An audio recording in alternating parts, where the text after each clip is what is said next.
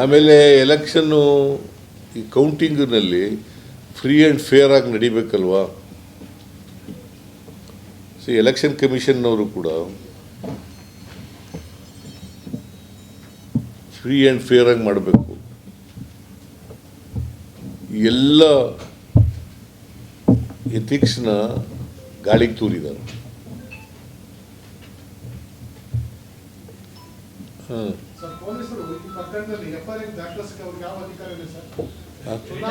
ಚುನಾವಣಾ ಅಕ್ರಮ ಸಂಬಂಧಪಟ್ಟಂತೆ ಕೊಟ್ಟಿರೋ ದೂರನ್ನ ನಿಮ್ಮ ರಿಟರ್ನಿಂಗ್ ಆಫೀಸರ್ ಕೊಟ್ಟರೆ ಕಂಪ್ಲೇಂಟ್ ರೈಸ್ ಮಾಡಿ ತಗೊಳ್ಳೋದು, ಇಲ್ಲಿ ಅಭ್ಯರ್ಥಿ ಕೊಟ್ಟರೆ ಕಂಪ್ಲೇಂಟ್ ತಗೋತಾರೆ. ಯಾವ ತರ ಯಾವ ಚುನಾವಣಾ ಆಯೋಗ ಅವ್ರ ಮೇಲೆ case ಹಾಕಬೇಕಲ್ವಾ sir?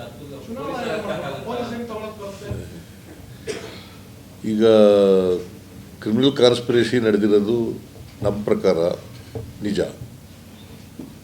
It's A fact. ಇದನ್ನು ತನಿಖೆ ಮಾಡೋರು ಯಾರು?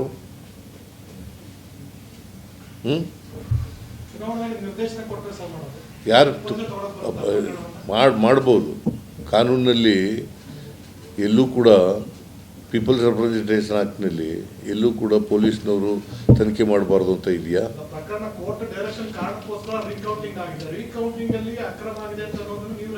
ನೋಡಪ್ಪ, ನೀನು ಹೇಳ್ತೀಯ, ಇನ್ಯಾರು ಹೇಳ್ತಾ ಇರೋದು? ಚುನಾವಣಾ ಆಯೋಗದವ್ರು ಹೇಳಿದ್ರ? ನಿನ್ನ ಜೊತೆ ಹೇಳಿದ್ರ ಚುನಾವಣಾ ಆಯೋಗದವರು?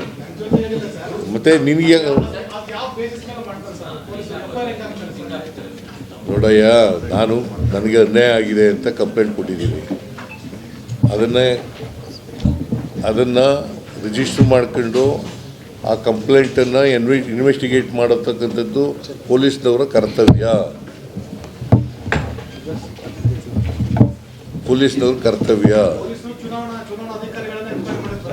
ಮಾಡಬಾರ್ದು. ಯಾಕೆ ಮಾಡಬಾರ್ದು?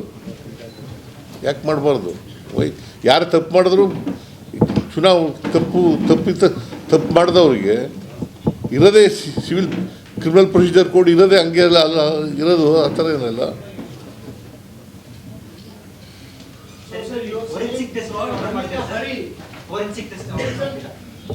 ನೆಕ್ಸ್ಟ್ ಪಾಯಿಂಟು, ಇಡೀ ದೇಶದಲ್ಲೇ ಇಂಥ ಕ್ರಿಮಿನಲ್ ಆಕ್ಟಿವಿಟೀಸು ಎಲ್ಲೂ ನಡೆದಿಲ್ಲ.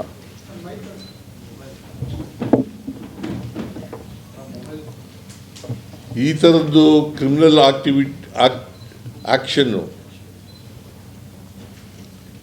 ಆಕ್ಟಿವಿಟಿ ಬಹುಶಃ ಇದೇ ಮೊದಲು ನಡೆದಿರೋದು ಅಂತ ಅನಿಸುತ್ತೆ ನನಗೆ.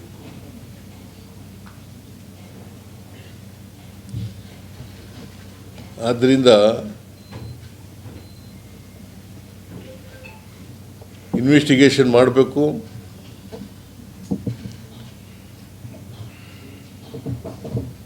ಇನ್ವೆಸ್ಟಿಗೇಷನಲ್ಲಿ ಸತ್ಯ ಹೊರಬರ್ತಕ್ಕಂಥ ಕೆಲಸ ಆಗಬೇಕು.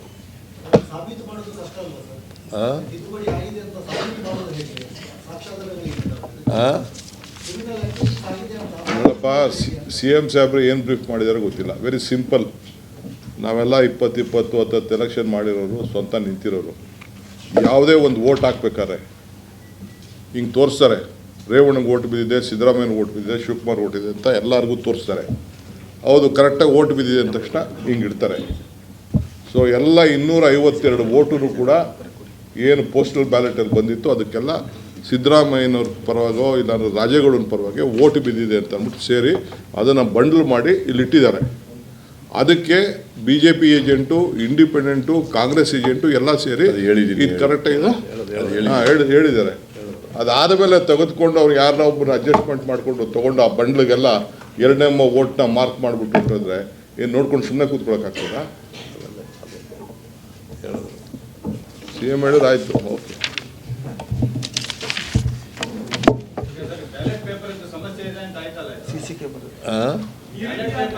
ಪೋಸ್ಟಲ್ ಬ್ಯಾಲೆಟೇ ಮಾಡಬೇಕಲ್ಲ.